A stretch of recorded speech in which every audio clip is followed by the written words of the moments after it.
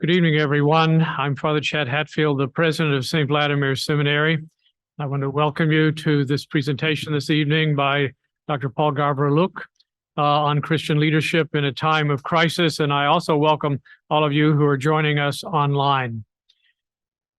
We're going to dive right into things for the sake of time. This is, again, one of those things that we've learned from the COVID pandemic, how to actually have a very large audience who are present. So people literally from around the world are participating this evening. This is also a makeup from the pandemic. We originally had this scheduled to have Dr. Paul with us, and that, as we all know, did not come to fruition for many reasons. But the book, which I have in my hand on Christian leadership, the letters of Father Alexander Schmemann and George Florovsky, 1947 to 1955, has been an absolute joy for many, many people to read. It gives us insight into two of the most prominent figures associated with St. Vladimir Seminary. It was a labor of love for Paul. I remember when you were doing preliminary work here and having conversations. So it's all come together. It is a beautiful read. And I want to introduce Paul very quickly, and he will then begin his lecture. It's a very timely lecture, I might say, by the way, with the title, because it speaks exactly to not only the times in which these men were exchanging their letters, but in our present time. Dr. Gavrilyuk is an Orthodox historian and theologian and the Aquinas Chair in Theology and Philosophy at the University of St. Thomas in St. Paul, Minnesota. His publications include George Florovsky and the Russian Religious Renaissance, which was published by Oxford in 2013. And the present correspondence in Russian, Moscow 2019. He's also, I must say, the sort of founder of IOTA, the International Orthodox Theological Association, of which this seminary has been a proud collaborator and partner. We look forward to the next conference, maybe in the Republic of Georgia. So, Paul, the floor is yours. Thank you so much for this generous introduction, Father Chad. It's always truly a joy to be at St. Vladimir's. And I especially appreciate just the amount of support that you and your faculty and administration has offered IOTA. It is a relatively young organization. We started it in 2017, and we've now had the blessing of two mega conferences. Can everybody hear me well? So the level is good. So we've had a conference first in Romania in 2019, with over 300 speakers from close to 40 countries, and then later in Volos, Greece, we met just this past January and were able to increase our numbers by over 400 with the participants from 44 countries, including, and I should mention, seminarians, priests, lay leaders, so not only scholars, but also really emerging scholars and emerging leaders, and also pastors. And IOTA is trying to bridge the gap between the academy and the church. And I've had over these years to reflect a lot on the question of leadership, and I always find myself thinking through these questions with the two contemporary church fathers, and that is George Florovsky and Alexander Schmemann. So I will talk a little bit about how I came to discover the letters, and then give you a historical background to the correspondence. But what I would like to focus on is the leadership strength and leadership traits that emerge out of the correspondence, out of the letters. And then I will also speak about the end to their relationship. So I discovered this correspondence providentially or completely haphazardly as I was working at Princeton in the Firestone Library on the monograph that Father Chad already mentioned, that was subsequently published in 3 other languages. And as I was working through an enormous Florovsky archive in about 7 languages, I stumbled upon this text. And this is the first letter of Schmemann to Florovsky as you can see, written after the Second World War in summer. Meeting you, Father George, in Paris is so valuable because out of all theologians, I feel you to be the most congenial. Certainly I, Schmemann, am not yet a theologian, but my vague theological tendencies find their expression precisely in your theology. This is why it would bring me great happiness to work under your supervision.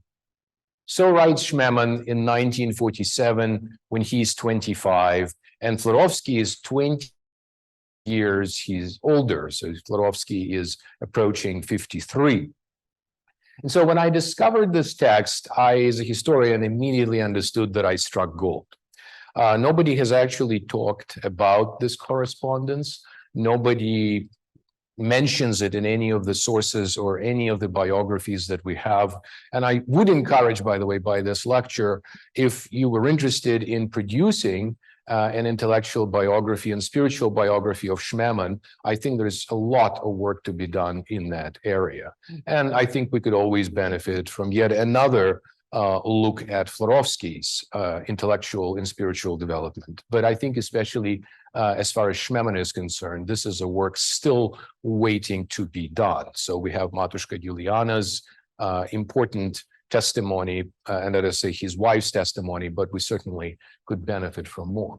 And then, as Father Chad also already mentioned, the next summer, I traveled to St Vladimir's, where I received wonderful assistance from your archivist, and she showed me essentially everything of Schmemann's archive that you had in the library. And again, to my great joy, I discovered then the responses, the letters from Florovsky. And so, as you can see, Schmemann's letters come in this wonderful cursive. So I'm a patristic scholar, after reading the manuscripts of 4th, 5th century, this is paradise. This is very simple, despite the fact that they're in 7 languages. The dominant language, of course, here is Russian, so it's really easy peasy. And then also subsequently, Florovsky conveniently typed things up. Okay, so effectively, so this was not typed up for him. He really liked his post-revolutionary typewriter.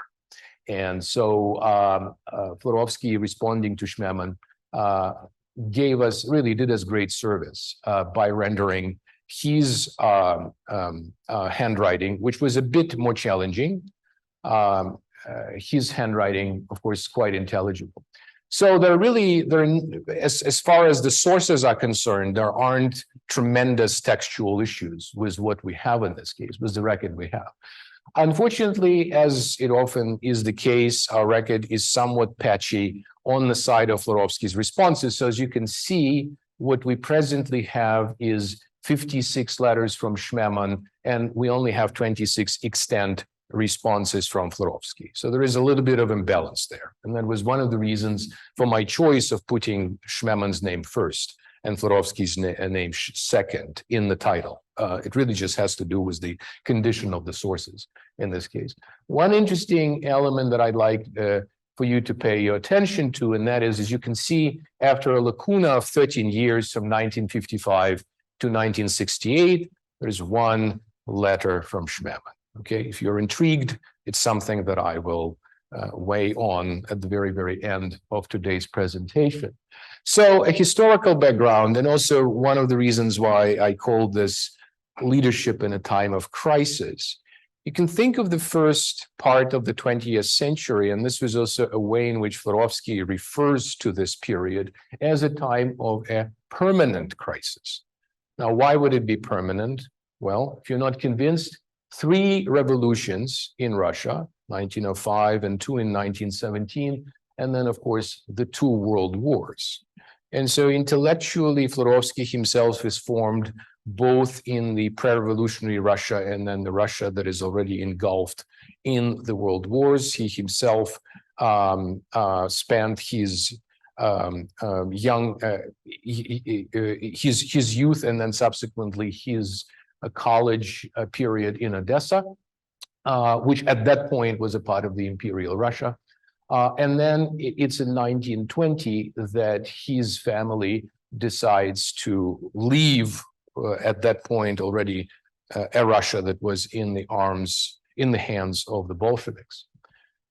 And so just to give you a sense of the historical framework here, 1917 to 1922 is the Russian Civil War. And then in 1922, a whole host of very significant leaders is expelled by the order of Lenin, what now has been styled the philosophy steamer. Now, don't imagine this as one ship, but I think because so many of them traveled to Constantinople, to Finland, to other parts of Western Europe on a ship, effectively, we know this exodus from the Soviet Russia, we know it collectively as the philosophy steamer. The reason I think this metaphor is important is because you could also think of the migration of people like Florovsky and Schmemann subsequently from Western Europe to North America as, if you will, a second theology ship. So my story in many ways is a story of a second steamer, of a second ship that traveled, in this case, from France to the shores to New York. And so, of course, this is just a selection of leaders that were expelled from the Soviet Russia. And whereas in Russia itself, they often found themselves geographically in different locations, Florovsky in Odessa, others in Moscow or in Kiev, and elsewhere. In emigration, they actually found themselves often in one place, and that place, of course, became the Paris School of Orthodox Theology. If we have time, we could, of course, fruitfully debate whether the moniker, whether the designation of the Paris School would even hold. I do think that it has heuristic value, as long as we understand it relatively broadly.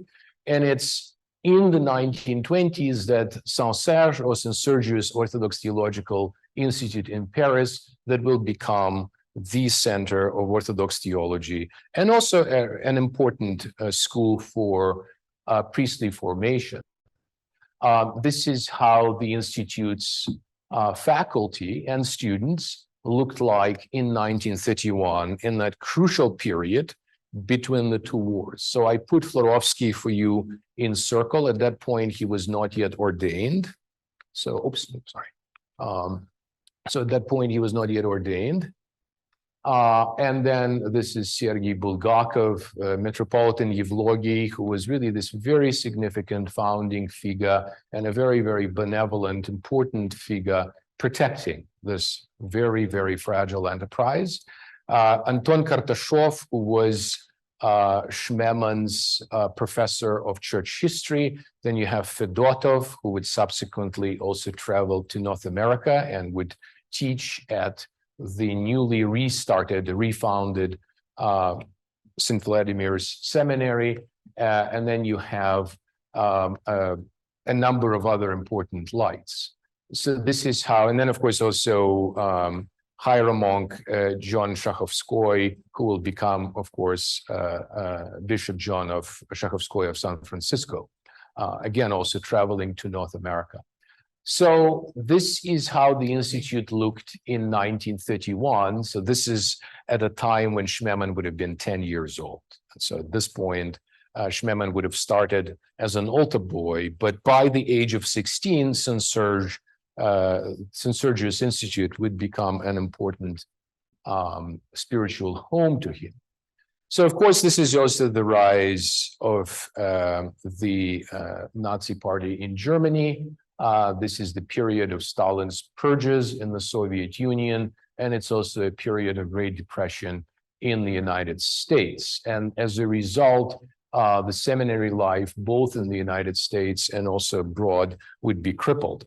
A fun fact, St. Sergius, from its initiation well until the 60s, was from 70% to 85% funded through by non-Orthodox entities, primarily by Anglicans and by the Methodists and others from the UK and the United States. So I did very precise calculations on that. And the way in which Florovsky referred to this was that our life at St. Sergius is built up by the, as he refers to it, by English agape, by English charity, as it were. So that was an interesting element. So St. Vladimir's, as you can see, started in New York in 1938, but during the period of the World War, it was a really tough period, and for a long period of time, the seminary really was not really functioning, properly speaking.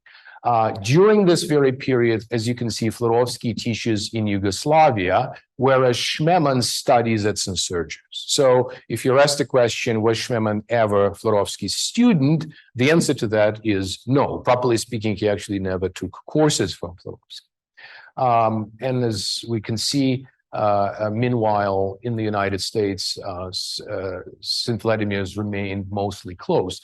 So this is the condition of the seminarians in 1939, right at the start of the Second World War. And then, of course, France would be invaded a year later. So this is Anton Kartashov writing in 1939 about the beginning of that year. He says, "Our school as such will attempt to carry through to the last. We're unable to guarantee the previous scholarship terms or anything else besides, and presently we can offer you only an equivalent of $1.80 a day to buy food. The kitchen with utensils and gas is at your disposal, and the students are free to continue their studies or to become manual workers." So that is the situation at this time. And this is Juliana Schmemann recalled the conditions in which Father Alexander studied. Says she, "St. Sergius was simply destitute, especially during the war when Alexander had to study with the bandaged fingers because he had developed chilblains, very painful and itchy. There was little or no heating, and the classrooms were literally freezing." So these were very ascetical conditions by comparison to what we have today. And also, add to this a situation where Bulgakov would have already literally lost his voice because at least one surgery on his throat, he had throat cancer. And yet, what is really extraordinary, he continued to serve the liturgy. And I think that image was quite significant for Schmemann during his formation. So now moving closer to the period specifically of the letters, and I really would like to focus on the period of the letters to remind you, this is post-war period from 1947 to 1955. Both addressees, both Florovsky and Schmemann, refer to it as an end of an era. And what they mean by that is that many theologians who came from Russia and who received their education primarily in Russian theological schools by the end of the war, in the first decade after the war, already departed to see the Lord. So in that regard, it was an end of a period. The second significant element is their involvement in the ecumenical movement. Florovsky himself was one of the founding members of the World Council of Churches. He was a very prominent spokesman for Orthodoxy at both the Amsterdam meeting, the inaugural meeting of 1948, and then subsequently in Evanston. And what's very interesting is the extent to which these international ecumenical exchanges are reflected in the letters. What was even perhaps more significant for Florovsky is the encounter with the Anglican theologians in the 1930s in the Society of St. Alban and St. Sergius. So that, and Bulgakov was the one to introduce Florovsky to that society. And then once Florovsky crossed the ocean to America, he passed the baton to Vladimir Lossky, who became a star of the meetings. And then young Schmemann also enters the picture with him. And there's some fascinating, in that correspondence, there are some fascinating descriptions of the performances, if you will, of different scholars and theologians at those meetings. And Schmemann, as you know, was a master of very vivid language. He was a master of describing a person in just one sentence or a paragraph in such a way that you can never forget. And there are plenty of these unforgettable touches.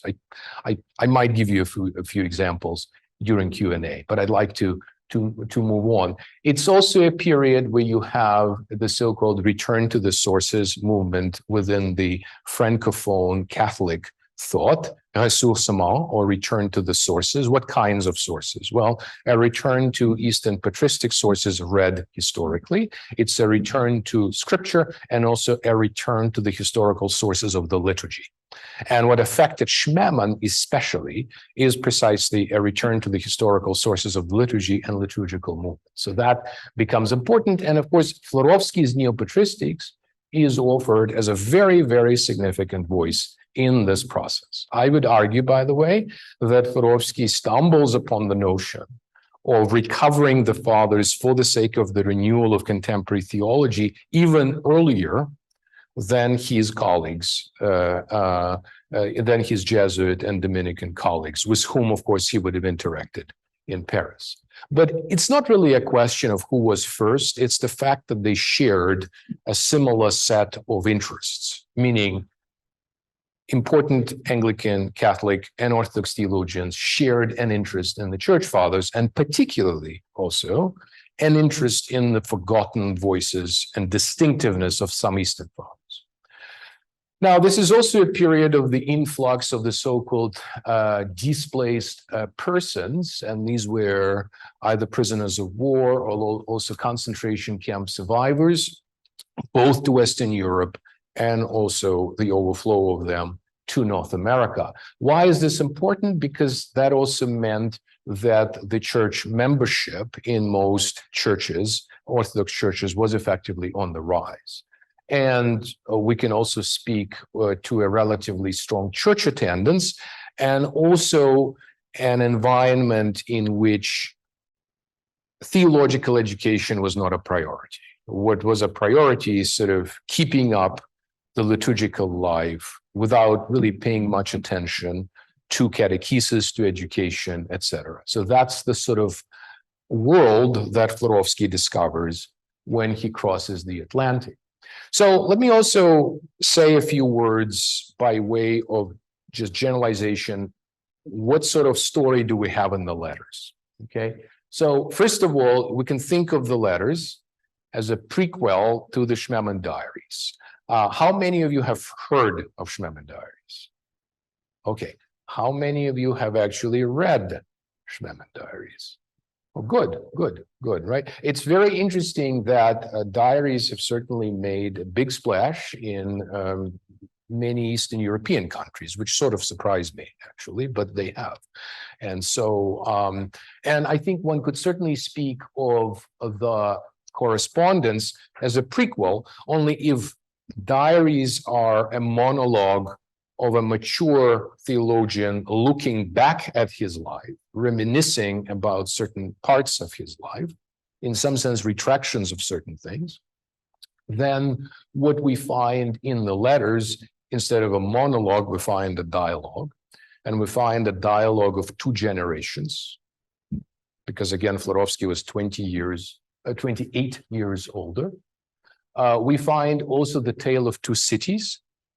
Schmemann is writing from Paris. Florovsky has now crossed the Atlantic in 1948 and is writing from New York.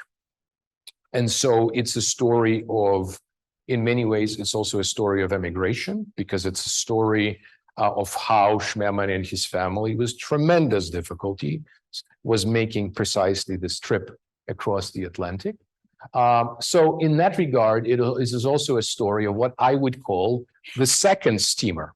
Remember, the first steamer brought the religious thinkers and theologians who were kicked out personally by the order of Lenin out of the Soviet Russia to Western Europe. This is a second steamer that is now moving from Western Europe to North America. And you will see that it carried also a number of important people, important theologians, the theologians that became the backbone of the theological education, Orthodox theological education in this country.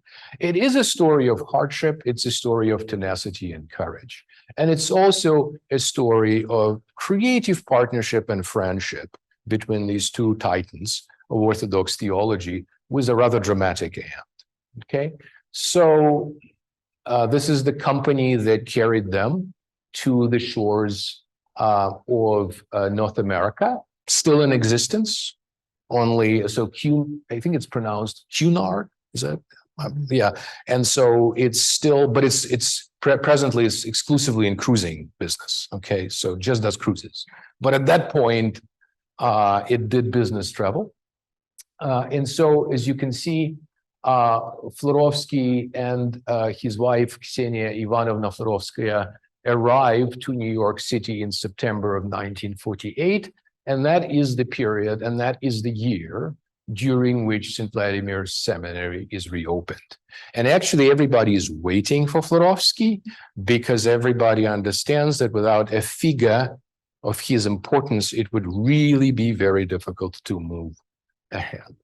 And then Schmemann, after some delays and difficulties, arrives in the summer, to be more precise, in June of 1951.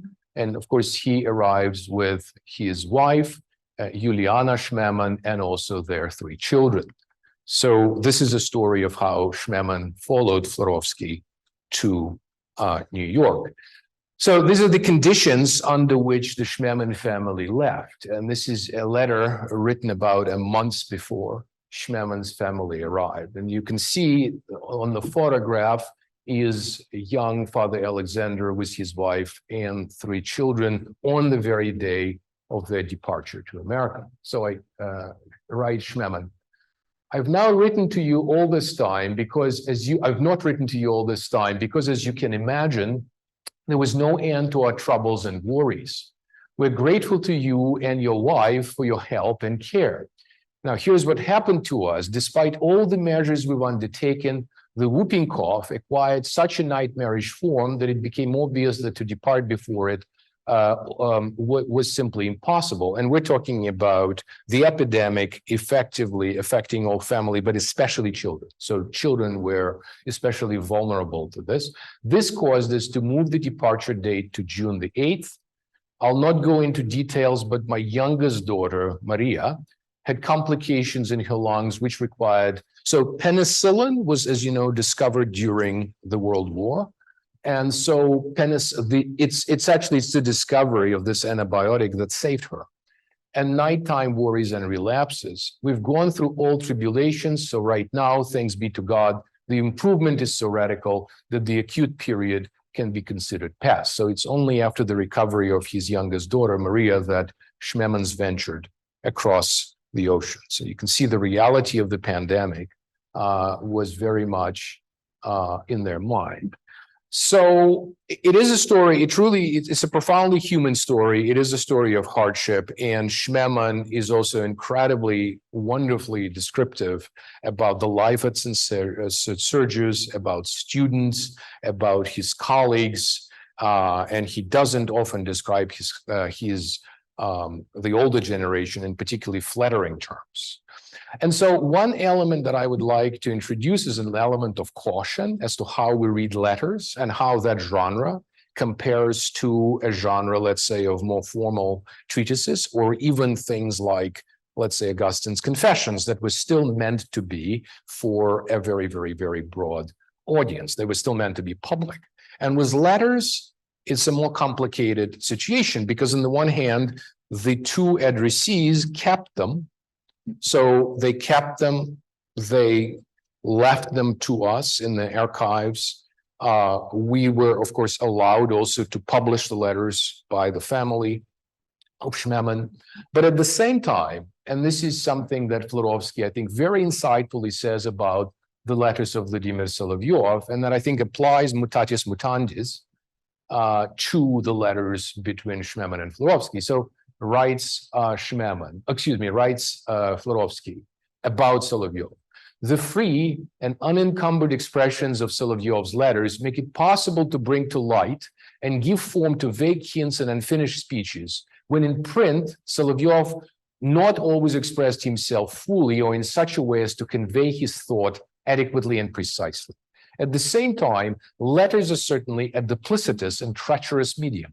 Letters are not subjected to the same rigorous and responsible inner censorship which applies to the words that the author directs to the invisible collective reader. In particular, in his correspondence, Solovyov often lacked restraint and was quick-tempered.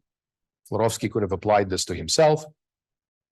It would not be appropriate to impute to Solovyov the words that came from his tongue when he was in an angry or humorous mood. And I have to tell you, both of our addressees very often were in a humorous or sometimes slightly irritated mood. So that happened to them. And the reason they were because their hearts and their minds constantly bled for the church. They cared for the church tremendously, and that just shines through the letters. So continues Florovsky, nevertheless, Solovyov's letters make it possible to discern the interior process of spiritual struggle and development that underlies his literary activity. They need to be read carefully, thought through, and experienced by everyone who wishes to find in Solovyov's writings not only a edifying reading, but also a thinker's witness to his own path. And that's a really interesting comment, and I think you will see in a moment how that could be applied to Schmemann. Only an attentive study of Solovyov's spiritual development makes his philosophical system accessible and allows a convincing reconstruction of the things he wanted to express himself, rather than the things that a reader can find in his writings. From this point of view, Solovyov's letters are very valuable. So what's he saying? He's saying that effectively we can find a testimony of a thinker to his own path. And I think that also applies to what we're about to read from Schmemann. So what I'm going to do is, when I speak about the leadership traits, I would like to give our authors as much opportunity to speak for themselves as possible. And that is the reason why you will see lots of quotations from the letters. So the first point that I want to emphasize is the extent to which the choices that they made were a result of inspiration. And I think of inspiration in terms of something vertical coming from God, but also an inspiration that came from Florovsky, again, who was more mature and older, to Schmemann, who was much younger. So writes Schmemann to Florovsky on April 3rd, 1951, and I quote, "It's precisely the reading of your Ways of Russian Theology." And so Ways of Russian Theology, Florovsky publishes this book in 1937. This is his magnum opus. And from 1937 until his death in 1979, he does not publish a single monograph. And one of the reasons for that, of course, is he had a seminary to run. Of course, if one has a seminary to run, it's really difficult to write monographs.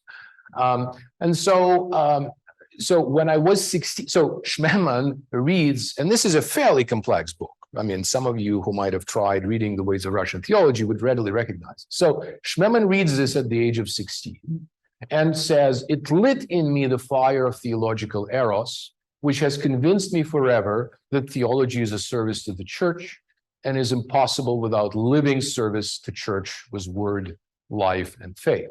So Schmemann reads Florovsky. She actually, as we know from his diaries, he reads Florovsky side by side with Bulgakov. This is filtered out in the correspondence, not because Florovsky couldn't bear a comparison, he could, but it is interesting that it's filtered out in this case. And Schmemann tells us, "You were my main inspiration." And that comes through the letters very often. So there is a clear sense of, if you will, of passing on of the spiritual fire from Florovsky's generation to Schmemann. Now, Schmemann, during this period, is also trying to find himself. How old is he? In 1950, he's barely 28, 29. So from 25 to about 35, this is the period really where he was trying to understand and find his ecclesial and theological self. So he says that I've declined the offers that came my way to do various gigs in Europe because I believe in Florovsky's undertaking in North America, consider it useful to the church, and see your appeal. In other words, Florovsky is writing to Schmemann and says, I don't have anybody to teach here liturgical studies. I myself am doing the Old Testament because the Old Testament professor just nearly died. In a moment, we'll actually see this. And of course, Florovsky had no business teaching Old Testament. I think we can all readily recognize that. Because, says Schmemann, because I see in your appeal God's call to go and serve him in America. So there's a very strong developing sense of a call. And he compares himself in his lectures, in his talks on a radio, Svoboda, or freedom. He compares his own call to the call of Abraham. Only in this case, and I'm sure that was also the case with Abraham, this call came through a considerable amount of testing, of struggle, of doubt, but nevertheless, even through all of these human, all too human things, God nevertheless was able to speak to him. And so now Schmemann also registers a discovery of his vocation. So not only is he called to America by Florovsky, but it's Florovsky who in many ways makes him focus on the things that become his vocation. He was trained by Kartashov specifically, and also Cyprian Kern, primarily as a Byzantinist. During this time, Schmemann works on Marcus of Ephesus and works actually on a very, very technical piece, unpublished manuscript of Marcus of Ephesus on the resurrection. And so he, at this point, is trying to develop into a Byzantinist, publishes a few articles, but ultimately really is rather unsuccessful as a Byzantinist. And this is what he writes. In the future, I do not plan to focus on Byzantine theologians, for this is a task for you, the patrologists. I have fully realized that my field is history and worship. Of course, his first books are going to be precisely in that area. And of course, his most famous and most celebrated book, For the Life of the World, is precisely, of course, on that very, on worship, where there is no shortage of topics to explore. Again, I believe that the main presupposition of any genuine and creative theological endeavor today is a constant taking stock of the real state of the church by serving it. This means that, as you wrote a while ago, we have to shift from artificially nurtured greenhouse type scholarship to incarnational theology in the name of and for the church, its rebirth and renewal. So that is how Schmemann takes Florovsky. Florovsky himself, of course, was also very, very interested in very technical research, sort of fundamental research where you work with the manuscripts, that you go to archives and things like that. But Schmemann takes him in the direction of saying the theology that we need is a theology that looks at historical sources for the sake of the realities of the present day church. Okay, let me dwell on two other elements, strengths of leadership, and that is clarity and breadth of vision, and on also the courage to confront difficulties. I'm intentional in putting clarity and breadth together because you can have a very clear vision that would be narrow, and that would be a problem. And you can also have a very broad vision that would not be focused enough, and you would be running as a result in 100 directions without actually succeeding in doing much. And I think what's extraordinary about both of them is the extent to which clarity and breadth came together.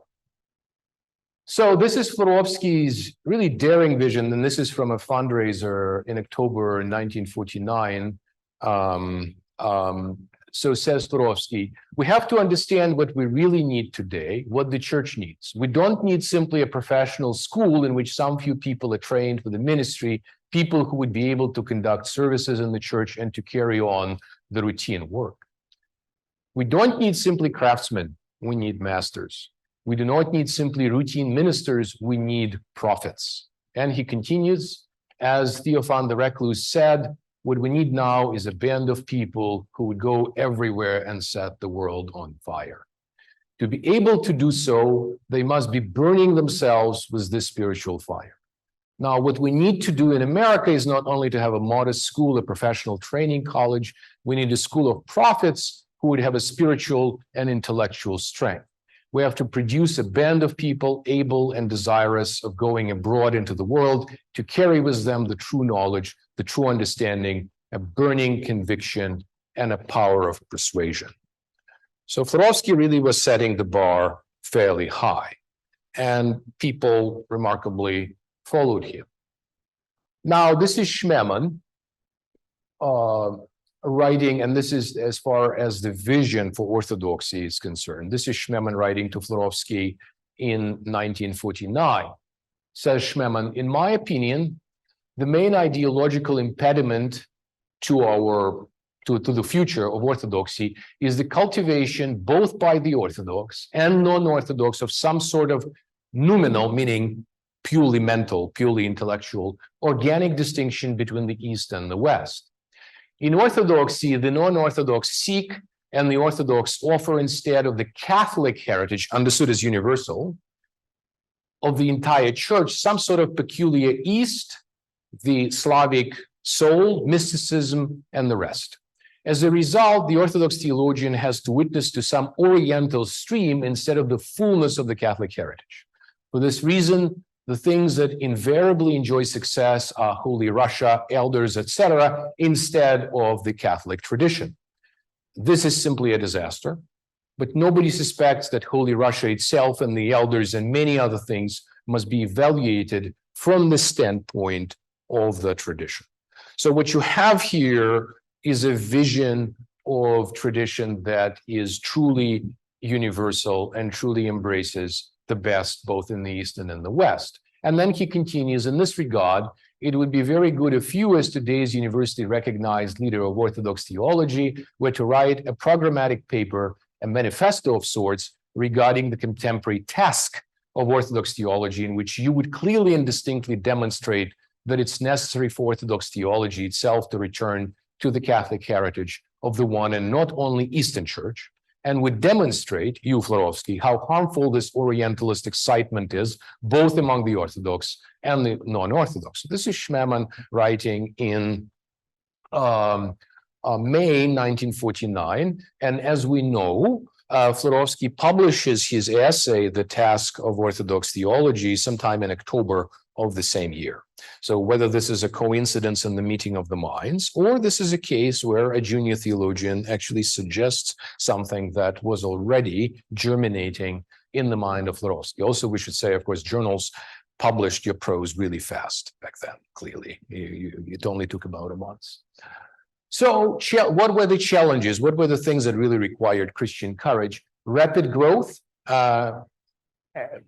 virtual absence or dearth of instructors, certainly uneven academic preparation of students. Some came with barely high school diploma. Some came already was almost the beginning of a graduate degree. The school was housed at Union Theological Seminary, and for that reason was suspected of Protestantism.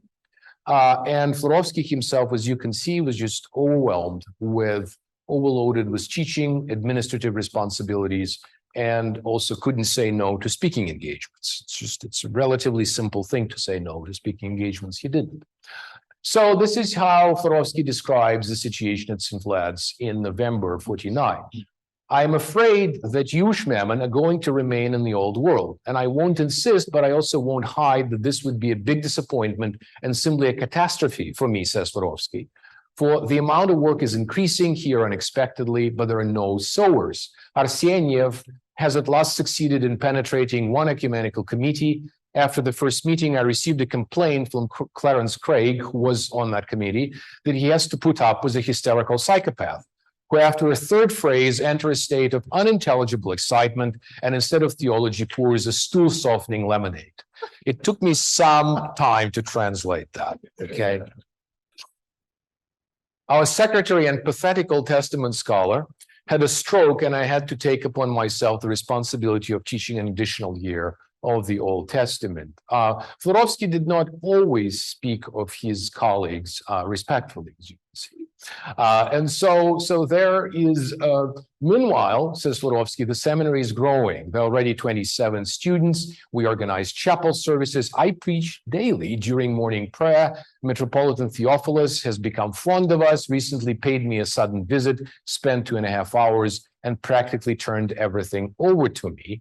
Some young clergy have decided to continue their education for alumni priests attend my lectures as a kind of a continued education. Each Wednesday, we organize student meetings with guest speakers, and then he lists a significant number of really significant authorities, both Orthodox and non-Orthodox. And then I'm satisfied with the level and the attitude of the students. They study and grow. We're going to initiate a pan-Orthodox student Christian movement in the United States at Columbia. And again, it really helped that at that point, St. Vladimir was housed at Union Theological Seminary, so virtually on Columbia's campus. So then follows also a rather unedifying episode with Archbishop Nikon de Greve that I will, in the interests of time, skip. But I would like to return to an important point, and it's really quite theatrical what happened. It's really quite theatrical what happened in that situation. And this was a situation, by the way, where Florovsky won an argument but potentially lost a bishop to his cause, shall we say. So, but the importance, what I want to emphasize is the importance of episcopal support morally for the academy. Okay, and so this is Metropolitan Leonti Turkevich. On the photo, who became the hierarch, I think, in 1950, if I'm not mistaken, or 51. So at present, Metropolitan Leonti has completely inacademized himself, as he puts it.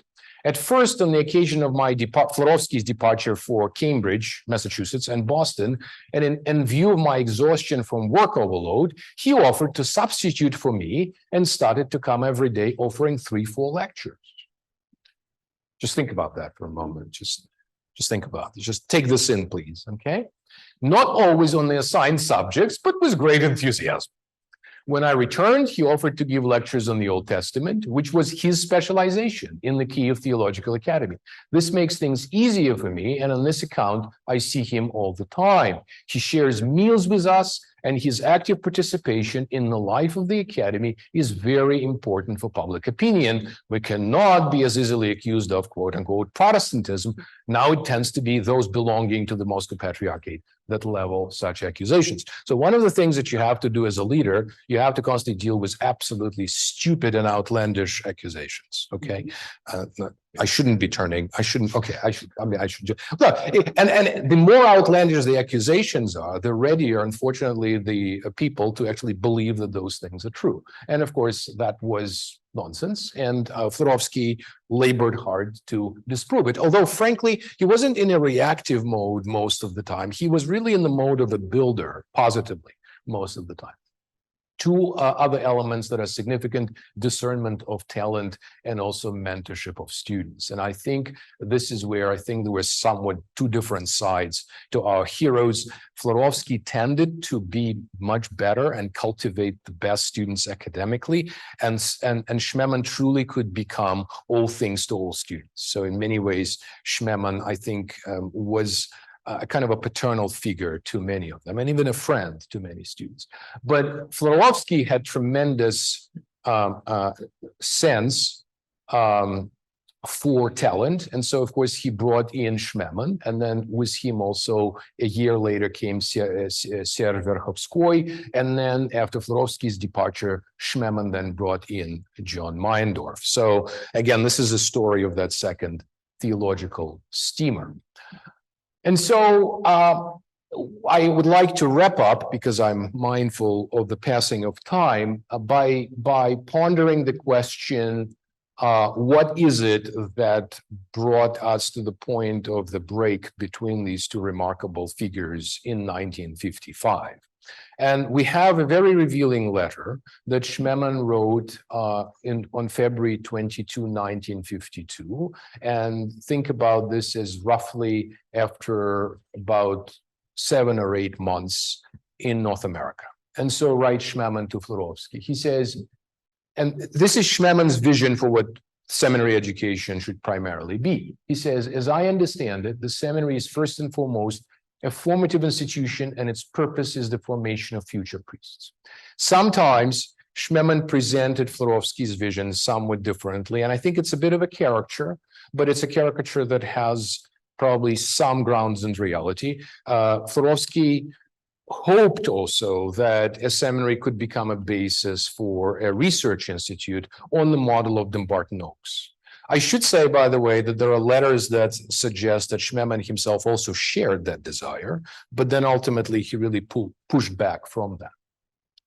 And so says Schmemann, in this undertaking, every small thing has infinite significance. Moreover, I see this training in the atmosphere of love, trust, and adaptation to the particular traits of each individual.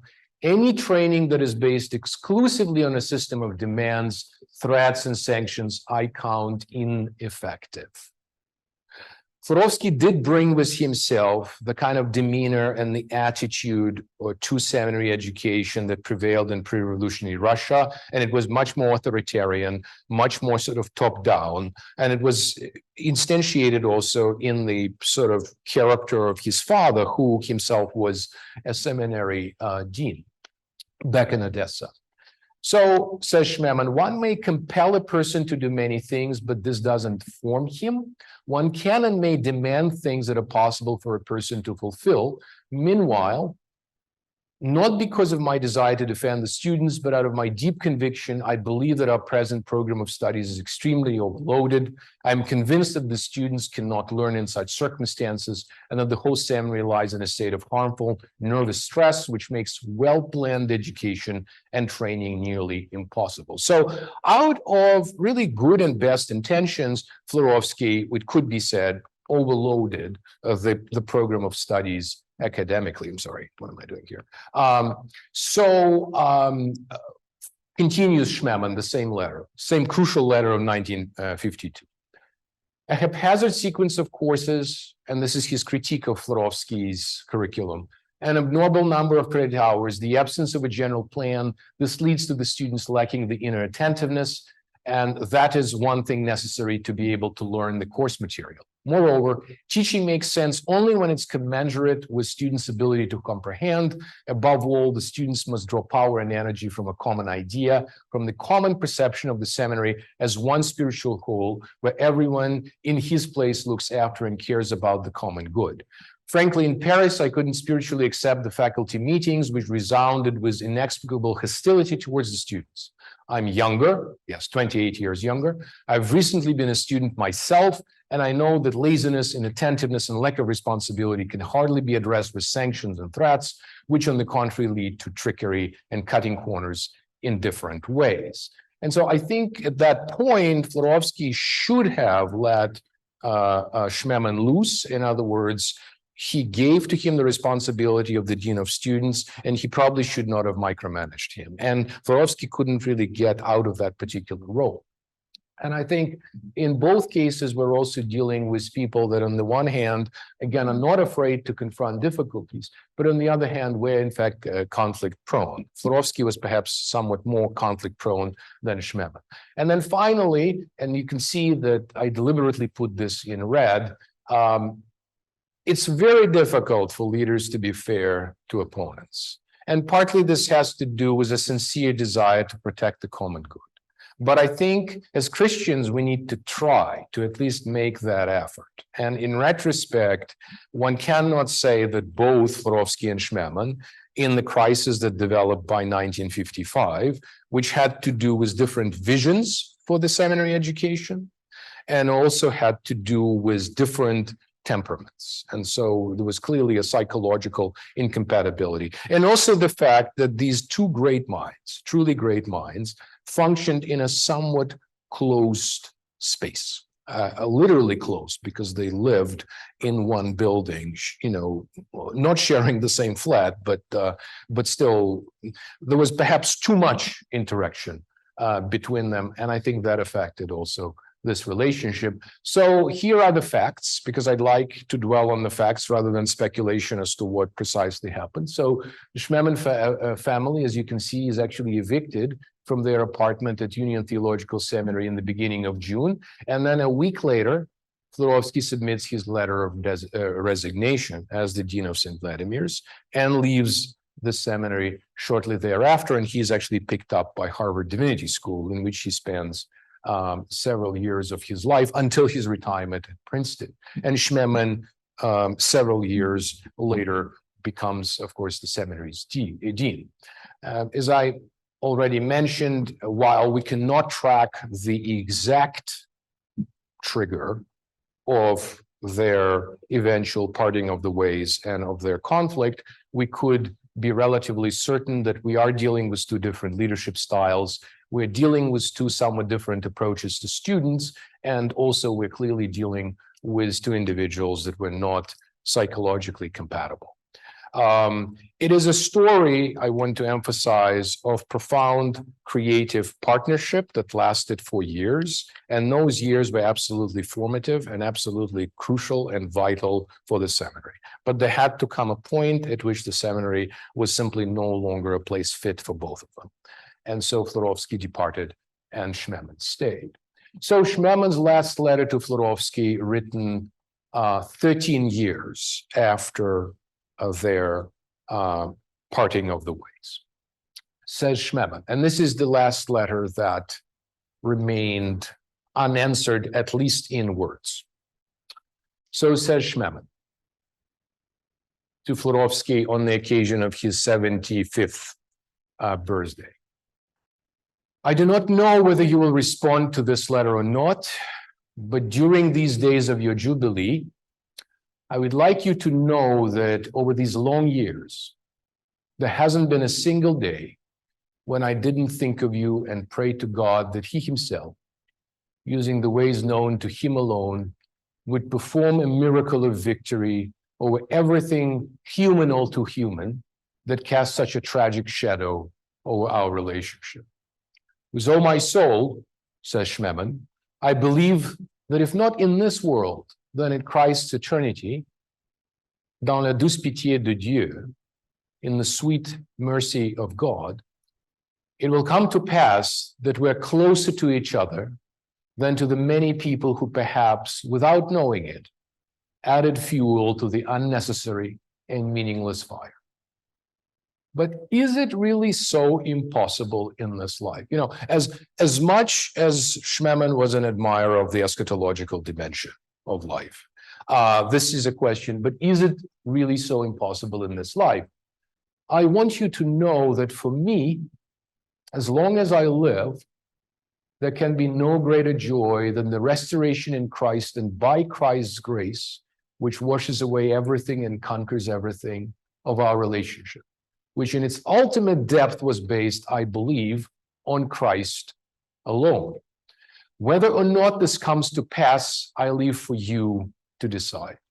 For my part, I'm prepared at any moment, at your convenience, to do anything that you may find necessary. This is a letter that remained unanswered, at least to the extent to which we can track such answers. But I myself am convinced, and this has to do with the diary of Florovsky's assistant, Maria Vorobyova, based on the last moments of Florovsky's life, that he himself, we're told, woke up once on his bed in the medical center at Princeton, and he was already shedding his languages. In other words, he shed his English, a little bit of his French, etc. So he was kind of stripped almost to his Russian. He looked around himself in the room and said, could you please also bring Schmemann here? And as far as we know, these were his last dying words. Thank you very much.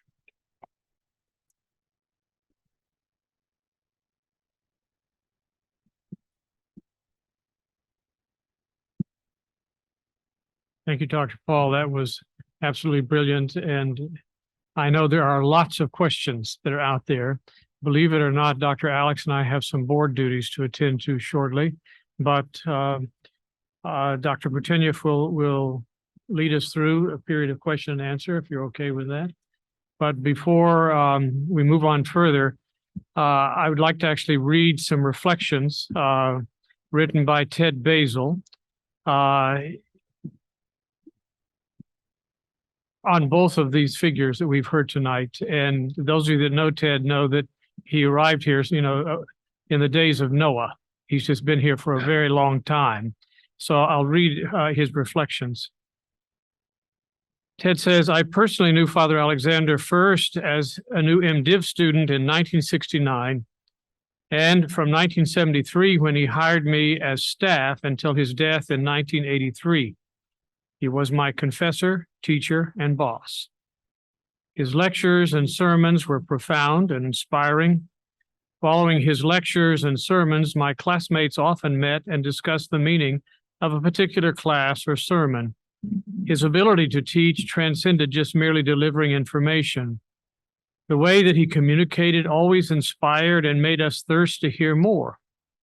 He made us want to be better persons, to live an authentic Orthodox Christian life, void of phony, false piety. Through his teaching and example, he challenged us to be bold, compassionate, and knowledgeable about our faith. He focused on the formation of his students, both academically, in the chapel, and with their personal spiritual growth. My classmates and I, coming out of major universities, remarked that we never heard any of our past teachers speak the way or show such interest in our own personal development. Through Father Alexander's charismatic leadership and inspiration that began way before I was a student, the seminary grew its assets, alumni, and influence. I heard Father Alexander speak to literally thousands of people until his death. To all types of audiences, he could speak at any level, in church halls, to priests, bishops, church assemblies, at academic and ecumenical gatherings, to youth and college students. He very seldom spoke about himself. It was always about Christ and the church, man, God, life, death, the feast, liturgy. He had a marvelous sense of humor and enjoyed good jokes, games, good wine, etc. My wife and I often had the privilege to spend time together with him and his wife. He always made us feel comfortable and showed an interest in our lives. I believe it was in the fall of 1969 that Liam College was offering an undergraduate elective course on the Orthodox Church taught by Father George. Father Alexander encouraged his students to sign up and attend these lectures. As it turned out, this was the last course that Father Florovsky taught, and we were the last seminarians to attend his class. The subject matter was over the heads of the Liam students and most of us first-year seminarians. We recognized his brilliance and encyclopedic knowledge. He was a dignified and a most impressive teacher and priest.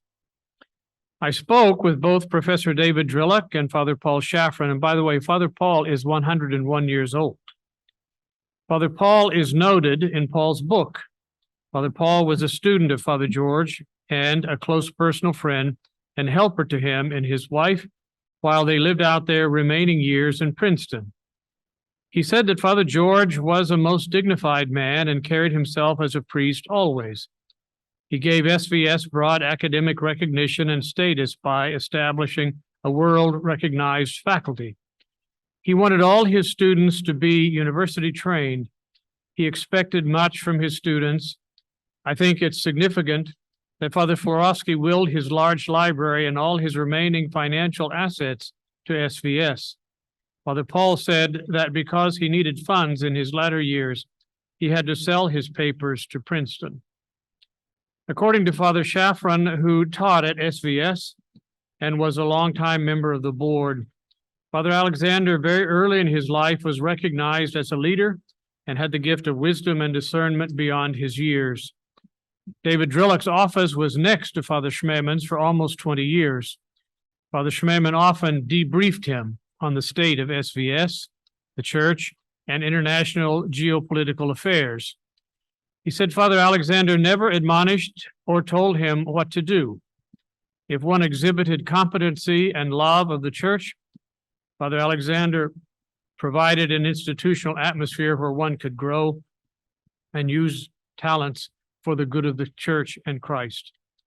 He said that Father Alexander was patient and focused his attention on the academic and pastoral formation of seminarians at SVS. We are in agreement that Dr. Paul, in his book, brilliantly characterizes the personalities and relationship between Father George and Father Alexander. Thank you. Peter.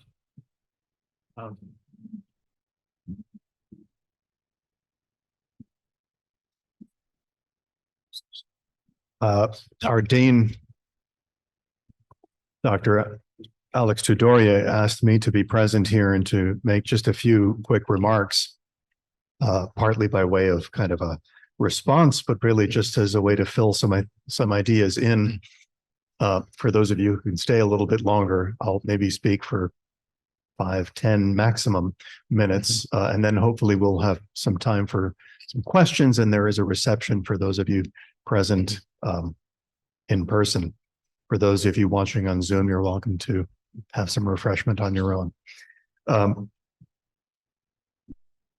am grateful beyond measure for what my dear friend and colleague Paul has done in first bringing to light so many insights about Father George Florovsky in his 2013 monograph on Father Florovsky, and then in this undertaking, which was clearly a labor of love, of translating this correspondence. I think we could glean from your talk tonight how vital their relationship is and what kind of insight we gain into who they are. I suppose I was asked by our dean to be here and to say a few words because I grew up as, well, first Father Schmemann's altar boy, and then he was my confessor. He died when I was 23 years old.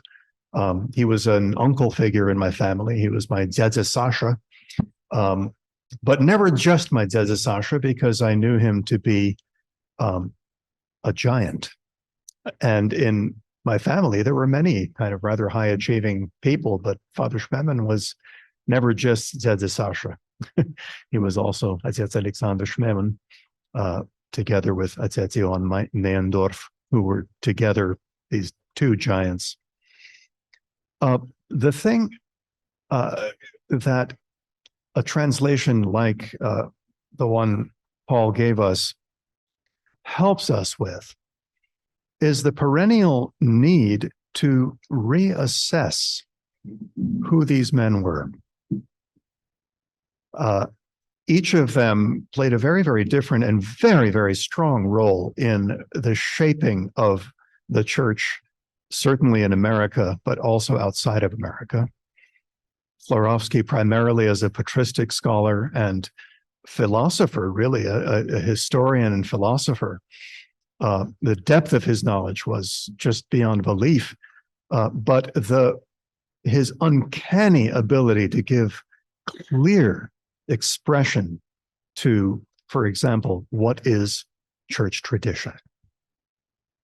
Tradition is scripture rightly understood. That's one of the many sound bites that Florovsky leaves us with that testify to the clarity of his understanding and his amazing ability to express it. Schmemann, for his part, is largely known for the way in which he transformed our understanding of the liturgy, and therefore transformed the practice of the liturgy and the way in which we approach communion, for example, and the whole sacramental life, his sacramental vision of the whole cosmos. So they had different spheres of influence, but Paul is correct to call them fathers of the 20th, fathers of the church, 20th century fathers of the church. Their texts are still our teaching texts. We learn from them. I think I mentioned the need to reassess them. I think Schmemann is particularly in need of perpetual reassessment. And that's partly because his sphere of influence is in the liturgy, this event of our lives that touches us so personally and so deeply. It's so easy to pigeonhole what Father Alexander did and does for us in the liturgy. Reform, renewal, innovation, whatever kind of words we use to kind of blanketly assess what he did, it's never quite enough. For one, we have to actually keep rereading his books and continually gain insight with every rereading. But it's the diaries and this correspondence that remind us actually something, a few things that both of these men had in common.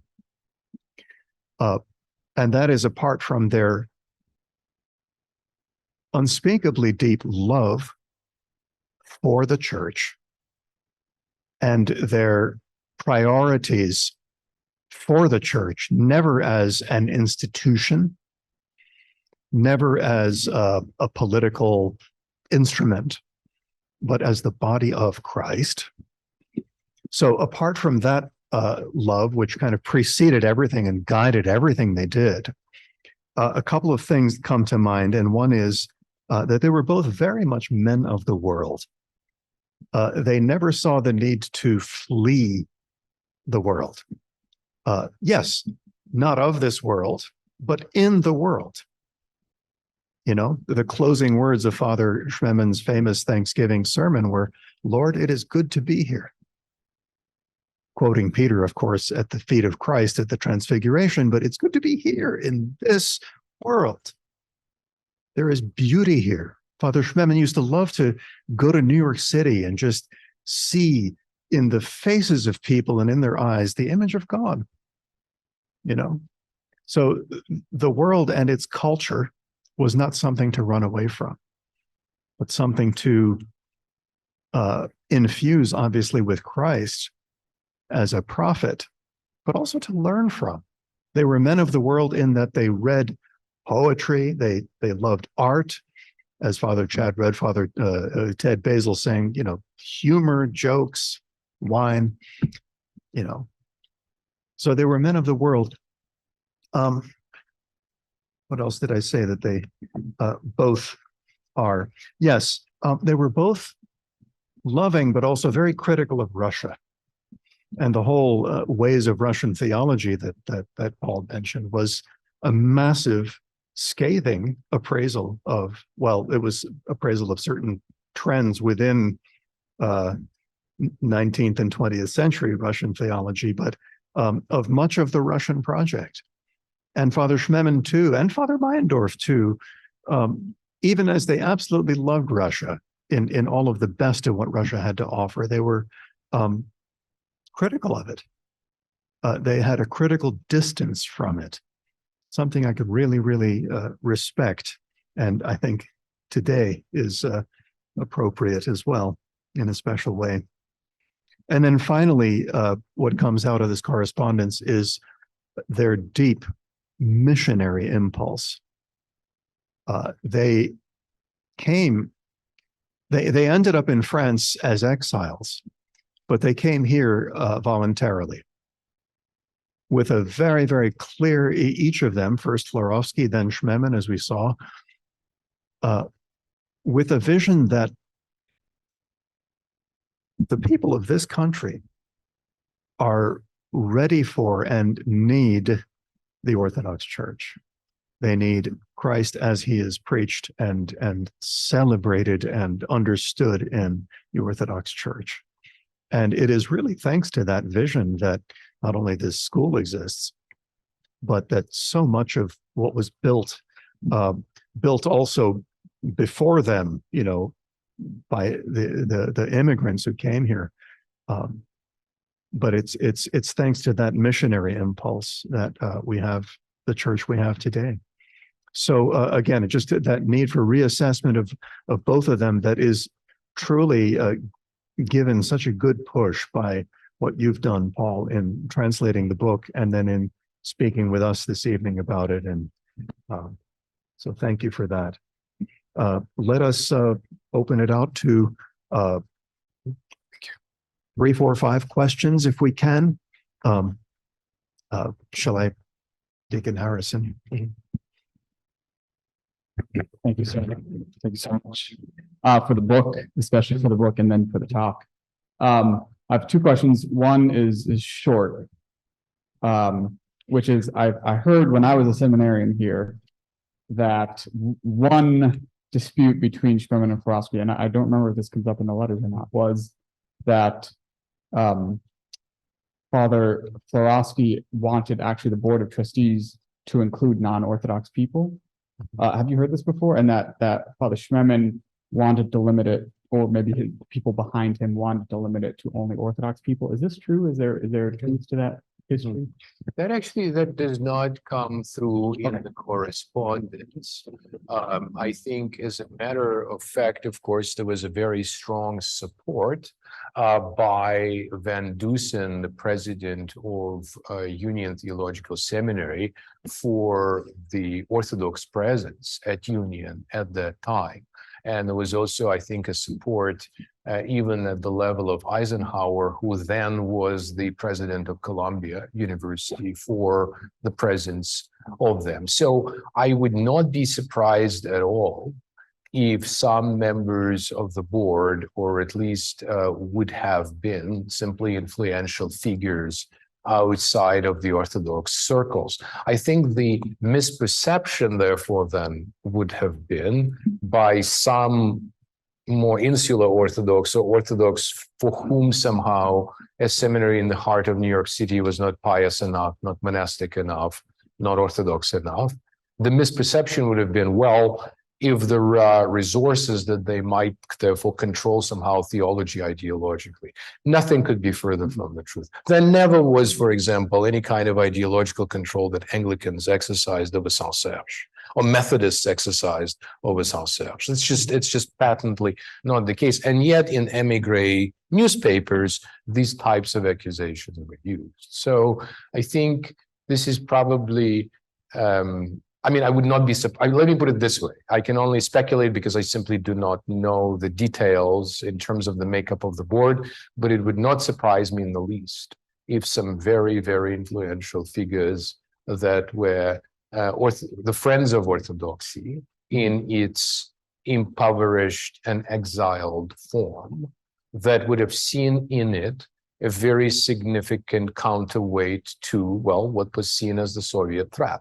So that might have been therefore an element or communist threat, et cetera. So it's actually in the McCarthy period. So so that's as much as I would want to say. But I also want to second, I think we don't want to lose the central point. I really want to second the point that Peter made, and that is both Florovsky and Schmemann stood for, you never, ever instrumentalize faith and God and theology and the church for the sake of politics. You never, ever, for them, it was absolutely crucial that you safeguard the spiritual freedom of the church from the state. And remember that especially Florovsky his period of maturation was between the two wars, and that's the period of life between two authoritarianisms. So it was very easy to slide into what he called the Eurasian temptation.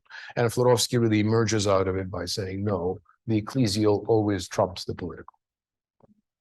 Carry on with the second question. I know I kind of moved in a different direction, but because I mentioned Eisenhower, people might be thinking, a big portrait of him still at the Columbia Library.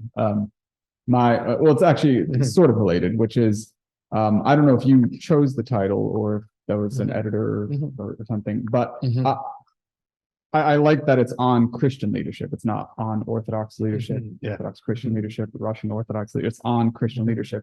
So I was wondering if you could just reflect why you chose that. Was that in reflection of the ecumenical nature? I mean, I think the first letter is written about the St. Albans, St. Sergius conference that Schmemann attends in England. I mean, that's kind of like, as you mentioned, the background of so much of what they're doing. So is that part of it, or is it a broader theme that you were trying to get at with the title?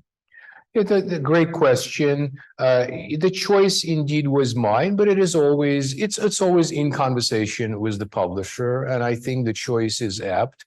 It's true that in this situation, because the audience for both Schmemann and Florovsky is, of course, both Orthodox and transcends the boundaries of our church, there's plenty of interest, of course, in them outside of the Orthodox Church. For that reason, why is the title apt? Because you will see them emerging as distinct and strong Orthodox voices in the atmosphere of very serious theological ecumenical exchange.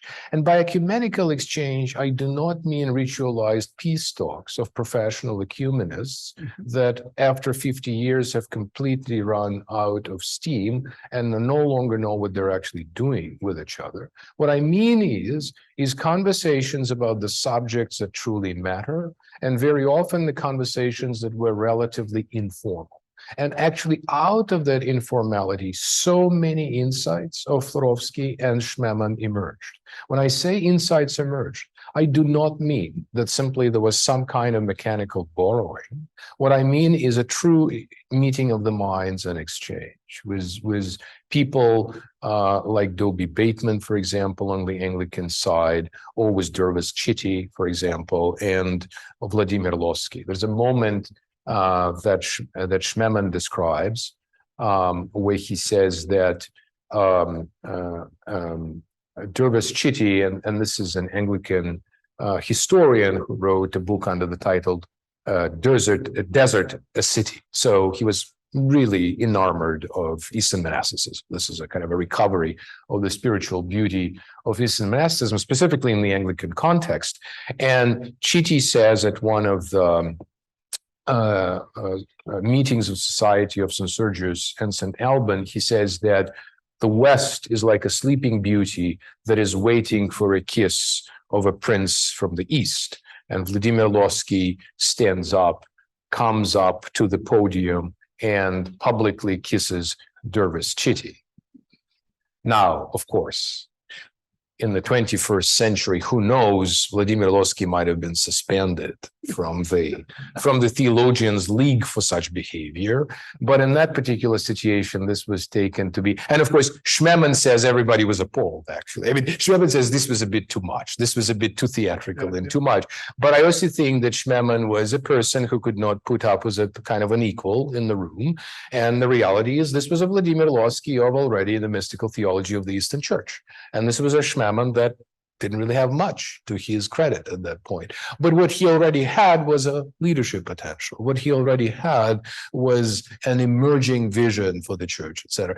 And that's what I like about the correspondence is, well, Schmemann refers to Florovsky as the church father. I do think, by the way, that that's, even if you think that that's a hyperbole, there is much truth to the hyperbole. And I would, as Peter did, I would use that term for both of them.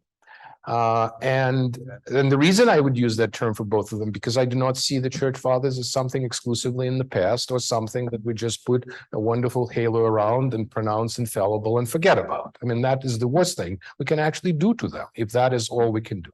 So I don't think the Holy Spirit has quit on us somehow in the 20th and 21st century. And he's actually given us some really extraordinary lights with whom we can grapple. I mean, with whom we can truly grapple in the manner in which the Old Testament figures grapple with angels, if you will. Okay. As we said, not infallible, nor are the church fathers of the fourth, fifth, sixth. Yes. Yeah, precisely. They certainly want, yes, exactly. They certainly wanted to express the truth about God, and very often they have, and that is the reason. And I think that is true about the insights of these two men. But I think it really has to do with the sheer seriousness of the difficulties with which they grappled, the courage with which they built despite the obstacles, and the extraordinary opportunities that they saw where others only were put off, where others were only passive, where others only were, I don't know, preoccupied with their seats of power, etc. These men really cared about the building up of the Orthodox education out of nearly nothing. You know, how many theologians did America have before, Orthodox theologians did America have before Florovsky crossed the ocean? Well, a grand total of zero. I mean, Fedotov was already there. So that's a significant voice, but that's, but that would be maybe about it. And Florovsky actually did respect Fedotov. He didn't respect many of his contemporaries, but he did respect Fedotov and Meyendorff. And I think that's one of the things also that I think was a bit of an impediment in his relationship with Schmemann, is that he appreciated Schmemann. He appreciated his gifts, but deep down, he really did not respect him as a scholar. There was that. And I think if that happens, and even if that's not spoken, I think it's bound to, in some sense, come out in the relationship. Yeah. And I don't think this was retrospective. I think that was the case from the very beginning. And I think that's unfortunate because I think this was a case of discernment, if you will. Thank you very much for the presentation. I'm sorry that you didn't give us those 2-3 slides that you skipped over. I had a question, if you care to speculate, even though you're a historian, but maybe you can speculate in what could have been, what should have been, if there would have been a different outcome to the conflict. So in the end, if I understand well, the church backed Schmemann rather than Florovsky. That is correct. So the seminary eventually became Schmemandov rather than Florovsky. But had it been different, and Schmemann would have been forced out, and Florovsky would have continued for another, I don't know, 15 years, perhaps 20 years, would the seminary have flourished? Would it have been destroyed? Was this actually something that saved the seminary from succumbing to the leadership and the kind of teaching style that Florovsky had?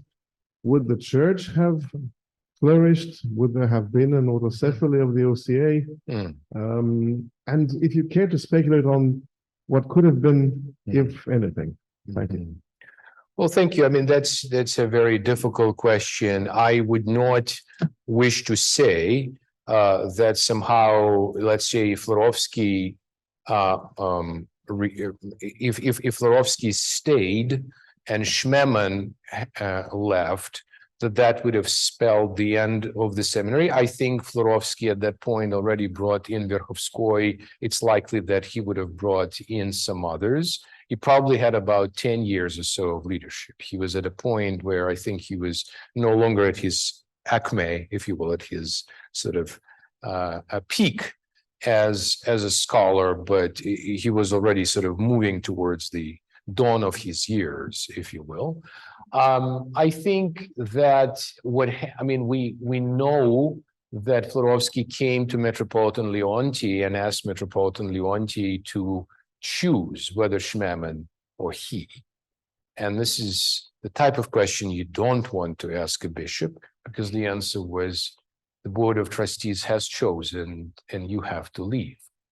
So that was therefore also the judgment of Leonti. It was also the judgment of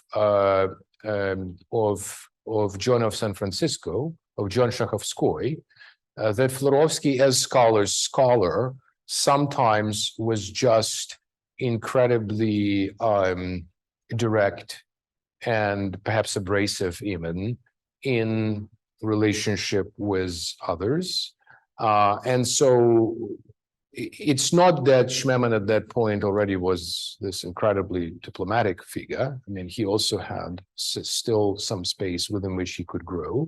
Schmemann, I think, was unduly critical, almost in a Freudian manner, critical of the older generation.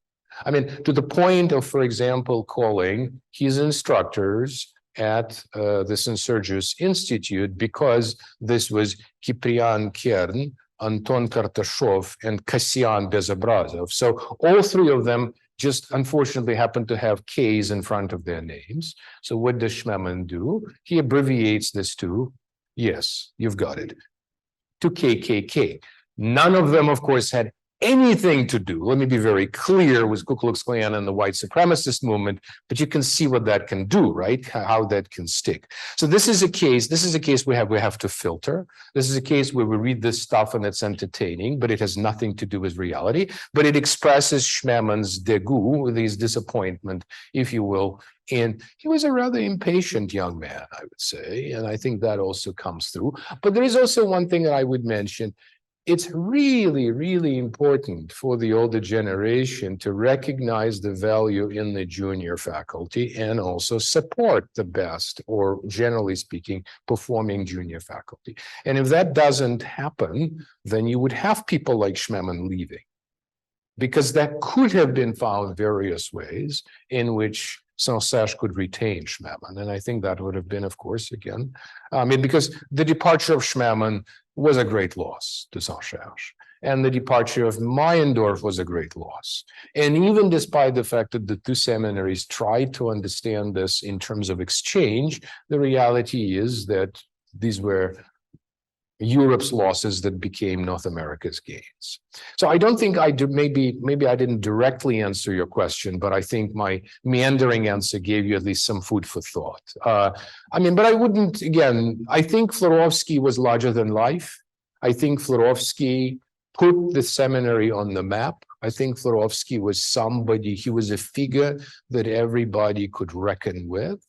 And yes, in some cases he was intimidating, but to some extent, it's just something that he couldn't help. Also, there is a track record with Florovsky of a situation where he really broke relationship with some major institutions to which he contributed in a main way. And so because you've got this track record, and what I mean is the Eurasian movement he broke with for very good reason, but then there was a society of Saint Sophia with which he broke, and Kartashov was not well pleased, and Bulgakov was especially concerned. And then, of course, the St Sergius Institute itself, a very complex relationship where after the war he returns, and his colleagues are not terribly happy to necessarily see him. That position is already filled. The position in patristics is already filled. And so he is given an adjunct position, as a senior member of the family, an adjunct position teaching moral theology, a subject to which he was uniquely unsuited, I should add, for a variety of interesting reasons. And so he's given that. Obviously, he's going to leave. And again, then subsequently in the United States, he parts ways with St Vladimir's and then also parts ways with the Holy Cross. And so it seems that the only institution in which he could really find himself relatively comfortable was the institution that shared precious little with him theologically, namely Harvard Divinity School. So it was this unique situation that he was such a holy other, shall we say, for the Harvard Divinity School that effectively that particular relationship worked, partly because maybe he had enough intellectual space for himself in that situation, and there wasn't enough of a sort of chemical combustion happening. Yeah. But I would go so far as that even to defend difficult characters, because human history very often is, in some sense, led by characters that are as difficult as Florovsky. How many of the church fathers were difficult? Was St. Athanasius and St. Cyril of Alexandria particularly easy people? Well, read the memoirs of their contemporaries. You'll find some really fascinating things about them. But then, of course, we cannot simply somehow reduce these figures to psychology. And I think that applies to somebody like Florovsky. Both of them, I think Florovsky and Schmemann could not tolerate equals. If I were in Florovsky's shoes, I would not micromanage Schmemann. I would give him a lot of space, and I would support him exactly in the manner in which Bulgakov supported Florovsky. So there's one figure by whom I would stand in this, and whom I would sort of put, in psychologically at least, and that is Bulgakov. That is Bulgakov, because Bulgakov does something really absolutely extraordinary. Florovsky is not Losky really, but Florovsky is his most dangerous critic. Okay, in terms of what he could do to Bulgakov's sociology, etc., and yet Bulgakov he defends Florovsky as his sort of alter ego theologically and otherwise. And so Bulgakov was the only person who could sort of accept that alterity.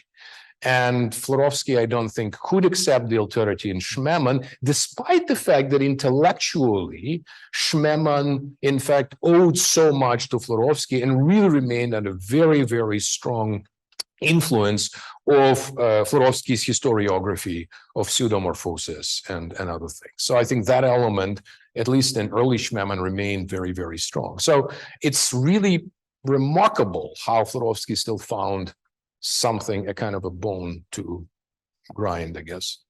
Yeah. Well, we could do this all night. We'd be very, very happy. We've already gone way over. I'm sorry we weren't able to take more of your questions, and it remains just to me to thank you, Paul, and thank you all for being here present in person and present online. And this will be recorded and broadcast again. Let us give Paul an applause.